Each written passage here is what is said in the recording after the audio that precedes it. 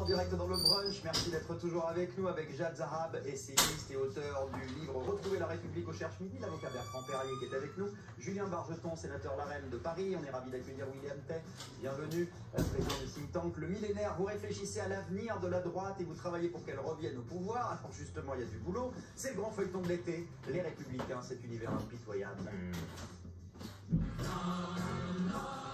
Ah oui, c'est comme Dallas, les coups de théâtre, les trahisons, les haines et les passions. Alors je ne sais pas qui joue le rôle de JR, je n'avancerai pas.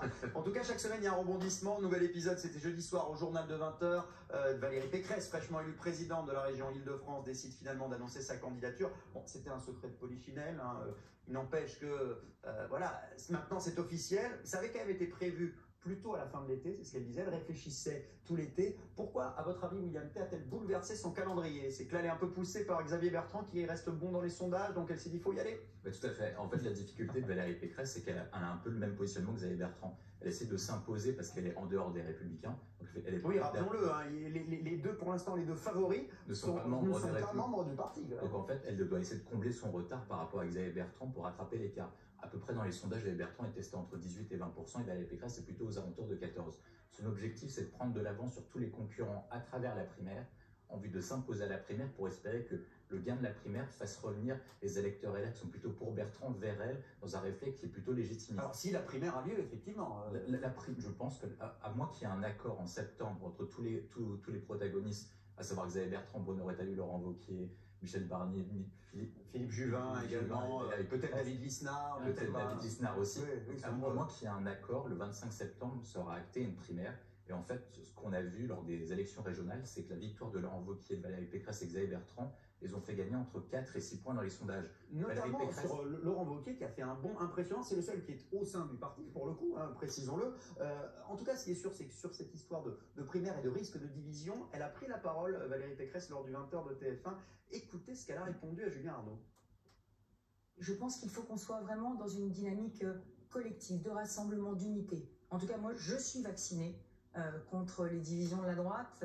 Par le passé, elles nous ont fait suffisamment souffrir. Aujourd'hui, ce que nous voulons, c'est vraiment l'alternance. Le choix est dans les mains des Français. C'est à eux de choisir le capitaine de l'équipe. C'est à eux aussi de choisir le projet qu'ils veulent pour la France. Alors, au-delà de la petite blague, je suis vacciné contre les divisions de la droite, quand elle dit les Français, c'est à eux de choisir, elle veut dire quoi là? Elle parle des sondages d'opinion ou elle parle de la primaire, à votre avis? Mais je crois qu'elle parle de la primaire, en fait, et c'est vrai qu'elle n'est pas très claire non plus sur ses intentions, sur ce qu'elle voulait dire là en l'occurrence, mais je crois que ça nous ramène un peu à la question des primaires dans notre vie politique, et notamment chez les Républicains, qui est par excellence la famille gaulliste qui croit à l'autorité charismatique naturelle. Et finalement, c'est tout ce qui est Chirac, c'est ça. Voilà, c'est le leader naturel qui s'impose, et on l'a vu moi je parle d'une primarisation de la vie politique, et ça nous ramène à 2017, à l'époque où il y avait encore un fait bipartisan très important avant qu'Emmanuel Macron ne transcende ou ne dépasse, enfin comme vous voulez, les clivages.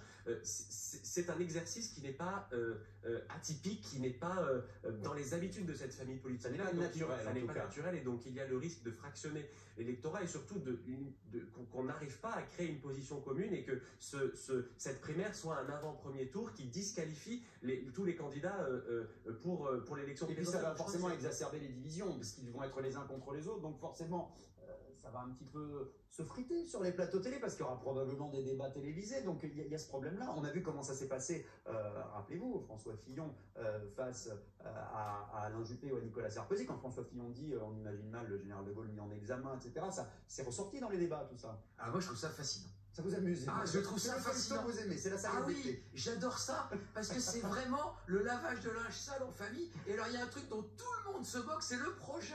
Ça n'a aucune importance. C'est vrai qu'on en parle pas beaucoup. Ils se prennent de vitesse l'un l'autre, c'est fascinant. Alors c'est pas que ça n'a aucune importance, c'est déjà non, ça va le projet, mais ils n'en parlent pas. Ils n'en parlent absolument, mais ils ont le même. Non, je veux dire, dans la primaire en 2017, on voyait bien qu'il y avait une ligne, Fillon, enfin chacun avait sa ligne. Là pas du tout. Ils ont tous la même, simplement c'est chimiquement pur, des questions de pure personne. Moi j'adore ça, c'est le feuilletonnage merveilleux, ça n'a aucun intérêt, mais c'est la politique dans ce cas-là de plus ambition personnelle, querelle d'ego, et c'est formidable, il n'y a aucun fond. D'ailleurs, personne ne l'aborde, personne ne tente même de l'aborder. Il est dur, Bertrand Perrier, là, William Tay, pas tout à fait d'accord. C'est fascinant, on est uniquement dans des questions de process. On dit alors voilà, il y en a un qui va partir, puis l'autre qui va partir après. Après, on va construire un sondage, parce qu'ils ne vont pas se mettre d'accord. Oui, alors on on va dit qu'il regarder. a priori, il y aura un sondage avant d'en arriver à éventuellement une On primaire. va demander à l'IFOP s'ils veulent bien interroger 15 000 personnes, et puis celui qui arrivera en tête, voir s'il y a un candidat naturel qui se dégage. Enfin, tout ça est formidable, c'est uniquement de la stratégie.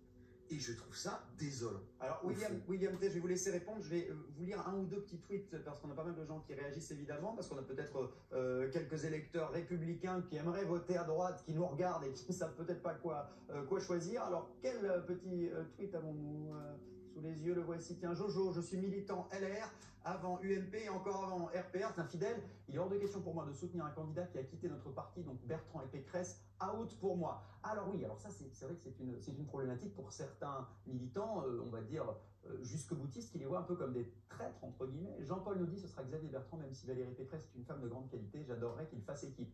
Ça c'est faisable à votre avis Alors je vais reprendre dans l'ordre. Alors allez-y, oui. Donc vous pouvez répondre à Bertrand. Alors, sur la question de la primaire, il faut juste se rappeler qu'il y a une différence. C'est que Nicolas Sarkozy, Alain Juppé et François Fillon étaient en fin de carrière, c'est-à-dire que c'était leur dernière élection, donc ils n'avaient plus rien à perdre, c'est-à-dire qu'ils s'en foutaient complètement de l'avenir. Là, ce qu'on sait, c'est que Xavier Bertrand, c'est certainement son dernier tour de piste, mais Valérie Pécresse et Laurent Wauquiez peuvent y retourner en 2027. Donc s'ils commettent une erreur, notamment de faire perdre la droite, ils seront finis politiquement, alors qu'ils ont toujours... Et on ne le reproche pas, oui, effectivement. Alors ensuite, après, sur la deuxième question, sur la question du projet, Valérie Pécresse a abordé plusieurs points, en fait. Elle a notamment posté une tribune et un entretien en disant... je veux redonner sa fierté à la France. En fait, ce qu'elle essaye de faire tactiquement... C'est hyper vivant. C'est un projet très net. Non, mais je vais essayer d'expliquer. Donc, en fait, ce qu'elle essaye de faire, c'est comme elle est plus membre du parti, elle va essayer de se droitiser en modernisant François Fillon. Elle a reparlé de l'immigration, notamment, par exemple. Et en fait, ce qu'elle essaye de faire sous l'impulsion, et c'est pour ça qu'elle a recruté Patrick Stéphanie comme directeur de campagne et Igor Mitrofanov qui écrivait les discours de François Fillon, c'est qu'elle essaye de moderniser François Fillon en le donnant un côté un peu plus glamour. Elle est trop centriste. Bah, aujourd'hui, son image est trop centriste. Son image est trop parisienne, centriste, et elle a du mal, que ce soit d'un point de vue de la ligne politique et de l'image. Pardonnez-moi, mais si elle a un mois et demi pour changer cette image, ça va être un petit peu court. Elle a 2-3, donc elle va essayer de faire. 2-3 max, hein, ensuite, parce qu'il va falloir se décider assez vite. Ensuite, pour répondre aux deux personnes. D'ailleurs, on a une image, pardonnez-moi, je vous coupe. Peut-être ça fait partie de cette politique-là aussi, pour tenter de changer un peu son image. Voilà, elle était en déplacement dans les territoires, vendredi dans un champ de lavande, pour montrer qu'elle n'était pas qu'une élue parisienne, évidemment, et francilienne. Oui, d'abord, je vais répondre aux deux tweets. Oui, alors, sur la question des deux tweets, alors le premier disait qu'il ne pouvait pas voter ni pour Bertrand ni pour Pécresse. La difficulté, c'est que le meilleur candidat qui est toujours LR, c'est Laurent Wauquiez. Mais on ne sait pas si Laurent Wauquiez souhaite y aller maintenant ou en 2027. Ensuite, sur la deuxième question... Il ne faut peut-être pas prévoir si loin. Non, il ne faut pas prévoir si loin. Il peut se passer des choses d'ici là. Et ensuite, sur la deuxième personne, effectivement, Xavier Bertrand est aujourd'hui le mieux placé. Donc, s'il y a un rassemblement, donc il n'y a pas de primaire, les gens se tourneront naturellement vers Xavier Bertrand. Oui, mais alors pardonnez-moi, un rassemblement, ça va peut-être pas être facile. Quand on voit qu'il y a eu justement la semaine dernière un rassemblement entre tous les candidats potentiels, etc., et Xavier Bertrand n'est même pas venu. Oui. Au bout d'un moment, peut-être qu'en interne dans le parti, on dit on va quand même pas se couper le bras pour soutenir quelqu'un qui nous parle même plus. Mais en fait, Xavier Bertrand, c'est simplement parce qu'il veut pas aller à la primaire, parce qu'il pense qu'il va perdre la primaire. C'est tout. C'est uniquement ça. C'est compliqué. Julien Bargeton. J'apprécie le talent de William. Bon, ça c'est quand ça rame un peu. Il va vous en mettre une. Là, non, mais oui, ça rame un peu chez LR, voilà, mais je vais pas rajouter là-dessus. Ce que je constate d'abord, c'est qu'il n'y a pas le choix. Les Français considèrent aujourd'hui que personne ne ferait mieux qu'Emmanuel Macron. D'ailleurs, c'est ce que montrent les enquêtes d'opinion, notamment sur les dernières mesures qu'il a annoncées. Donc aujourd'hui, il y a cette réalité-là qui est voilà un fait. Hein, mais bon, et ensuite, il appartient bien sûr à la droite de voir comment elle souhaite s'organiser. Mais quand même, moi, je note qu'il y a un silence assourdissant sur ce qui préoccupe les Français aujourd'hui. Que disent tous ces candidats sur le pass sanitaire? Sont-ils pour, sont-ils contre? Ils sont uniquement dans leur carrière. Je n'ai vu ni Wauquiez, ni Pécresse, ni Retailleau, ni Juvin, ni Bertrand s'exprimer sur ce qui est... Nous sommes, c'est normal, nous sommes en responsabilité, donc nous allons mener le quinquennat jusqu'au bout. Et donc nous ne sommes pas encore dans cette échéance-là, mais il faut gérer la crise sanitaire. Et d'ailleurs, mais on peut quand même dire, être à la hauteur du moment. Un responsable politique peut dire, là-dessus, je suis d'accord avec le gouvernement, même si j'ai telle ou telle nuance. Je trouve ça frappant, cette incapacité à à prendre une certaine hauteur de vue, et même inquiétant d'ailleurs d'un point de vue de l'opposition.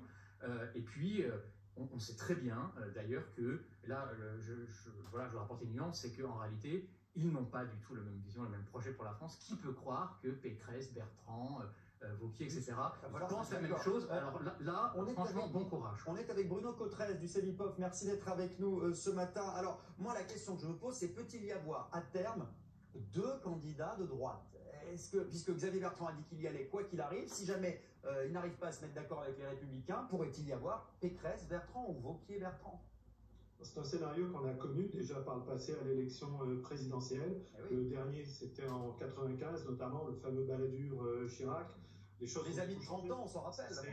Bien sûr, ça serait un scénario extrêmement risqué parce qu'il ne faut quand même pas oublier que dans cette élection, l'objectif, c'est de se qualifier au 2e tour et qu'il s'agit de se qualifier au 2e tour en éliminant Marine Le Pen ou Emmanuel Macron, c'est-à-dire tout sauf des petits joueurs de l'élection présidentielle.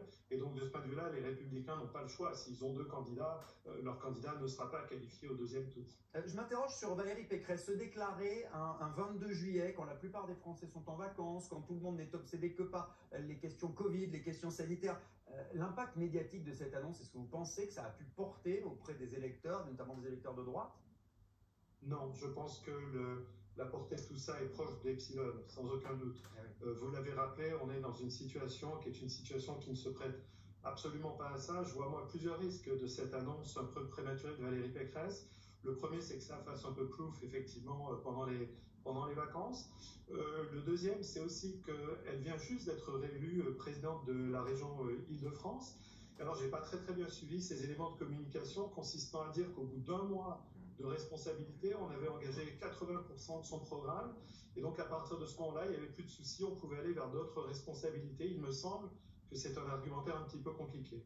Oui, d'autant plus que Xavier Bertrand, lui, avait été clair dès le début, puisqu'il avait dit en se présentant, moi, si jamais je gagne ma région, je serai candidat à la présidentielle. Donc au moins, il n'avait pas pris les électeurs en traître, entre guillemets. J'aimerais justement qu'on écoute un son de Valérie Pécresse, qui, lors de sa campagne, puisqu'elle commence du coup à faire campagne, envoyer des cartes postales de campagne, notamment en province, elle joue à fond sur la carte « Je suis une femme » et ça change tout. Écoutez-la et vous allez me dire ce que vous en pensez. Écoutez, les femmes qui jouent les seconds rôles, c'est terminé dans la France d'aujourd'hui. Moi, je suis prête à être la première femme présidente de la République. Est-ce que vous pensez que c'est un argument qui, là encore, peut porter, notamment sur l'électeur républicain? C'est un argument qui peut éventuellement porter parce que le thème, au fond, de la prise de responsabilité des femmes dans la vie politique est un thème qui, aujourd'hui, est beaucoup plus accepté par les Français. On aura plusieurs femmes qui seront candidates à l'élection présidentielle, Marine Le Pen, sans aucun doute Anne Hidalgo, Valérie Pécresse. Donc ça donne une image de modernité, entre guillemets, d'être une femme, ça suffit à être un argument de campagne? Non, ça n'est nullement un argument de campagne présidentielle pour les Français. Il va s'agir d'élire le président ou la présidente de la République, et c'est évidemment sur principalement des éléments de choix de politique publique que le choix va se faire. Et oui, la manière, ce sera quand on sera évidemment dans les vrais programmes, dans les vraies propositions. Voilà, Jad Zad, j'avais une question malgré tout pour vous par rapport aux candidats de droite qu'il pourrait y avoir, parce qu'il pourrait même y avoir 3 candidats de droite si on estime que Emmanuel Macron est un candidat de droite, voire 4 si on estime qu'Éric Zemmour serait un candidat de droite, voire 5 si on estime que Marine Le Pen est une candidate de droite. Alors on dit que la France est à droite, mais là, il peut y avoir du monde, non? Alors, très honnêtement, je ne crois pas que la France soit à droite. En revanche, je crois que le discours politique s'est saisi de certains sujets qui sont devenus, non pas des marronniers, mais que moi j'appelle des sujets atmosphériques, qui sont là sans qu'ils aient une prégnance, une réalité dans la vie des gens. La question de la sécurité, de l'immigration, de la laïcité, sont des sujets qu'on ne vit pas au quotidien dans notre vie, mais qui vont être au cœur de l'élection et qui vont nécessiter que les candidats à l'élection présidentielle se distinguent et fassent des propositions sur le sujet. Mais je crois que l'annonce de la candidature de Valérie Pécresse dans le contexte, mais je la trouve d'une certaine manière très indécente, parce qu'on est dans une 4e vague qui arrive, on a des hôpitaux qui potentiellement pourraient être débordés. Donc c'est à la rentrée. Je crois que en termes de communication, c'est désastreux, et les Françaises et les Français qui ne sont pas allés voter aux élections régionales, parce que oui, elle a été réélue, mais avec avec une abstention record, nous ont dit qu'ils en ont assez de cette politique de la communication et de l'ego. Et M. Ferrier avait complètement raison de rappeler que l'élection se joue d'abord sur le programme. L'argument d'être une femme, moi je ne pense pas que ça apporte réellement, parce qu'en l'occurrence, on voit que Marine Le Pen est créditée d'intentions de vote extrêmement importantes, indépendamment du fait qu'elle soit une femme. Elle a normalisé le fait que finalement, une femme candidate à l'élection présidentielle, c'est finalement dans l'air du temps. C'est tant mieux. Alors, c'est pas la candidate vers laquelle se porterait mon choix, mais en l'occurrence, je suis pas certain que ce soit ça qui fera la différence pour Valérie Pécresse. William Tay, je vais vous demander de vous engager, à votre avis, qui aujourd'hui doit être le candidat de la droite en 2022. Là, vous pouvez changer d'avis d'ici là, mais enfin, là, aujourd'hui. Je vais faire simple, si l'élection a lieu dimanche prochain, le meilleur candidat de droite, c'est Xavier Bertrand. Là, c'est les sondages qui contribuent à vous convaincre. La difficulté, c'est qu'actuellement, le seul instrument qu'on a, c'est les sondages. Et c'est comme si je vous posais la question suivante. Où est-ce que vous allez partir en vacances dans 2 semaines? Vous connaîtrez la réponse. Mais si je vous pose la question, où est-ce que vous allez partir en vacances dans 1 an, c'est plus compliqué. Et il peut se passer beaucoup de choses d'ici l'année prochaine. Mais actuellement, le meilleur candidat, c'est Xavier Bertrand, parce qu'il a un double positionnement qui est très utile. Il arrive à convaincre une partie des électeurs LREM, notamment Modem, à venir chez lui. Notamment, c'est ce qu'on voit dans les sondages par rapport à un discours qui convient aux chrétiens démocrates, qu'on avait marre de Sarkozy et qu'on a marre du style autoritaire de Macron. Et il a un double positionnement qui est utile parce qu'il peut attirer une partie de l'électorat populaire de Marine Le Pen. C'est ce qu'on a vu dans les Hauts-de-France, auquel le RN est passé de 40 C'est vrai points à 20 qu'il points. s'attaque directement à Marine Le Pen. On vous a posé la question, d'ailleurs, à votre avis, qui sera le candidat de la droite en 2022, à voir si nos téléspectateurs sont d'accord avec vous. Eh bien, c'est Xavier Bertrand qui arrive en tête de la question que nous avons posée, 43%, 36% pour Valérie Pécresse, 13% seulement pour Laurent Wauquiez et 8 petits pourcents pour Michel Barnier. Ce n'est pas un sondage, évidemment, c'est une consultation parmi nos téléspectateurs. Merci d'avoir été avec nous, William Tay. Bon courage, parce qu'à mon avis, vous avez du pain sur la planche pour la suite de la reconstruction de la droite. Julien Bargeton, vous restez avec nous. On reparle santé dans un instant, mais aussi d'économie avec un chiffre terrible dans les cinémas depuis le pass sanitaire, moins 70% de fréquentation. Alors, est-ce que le pass sanitaire va plomber la reprise? On en parle tout de suite.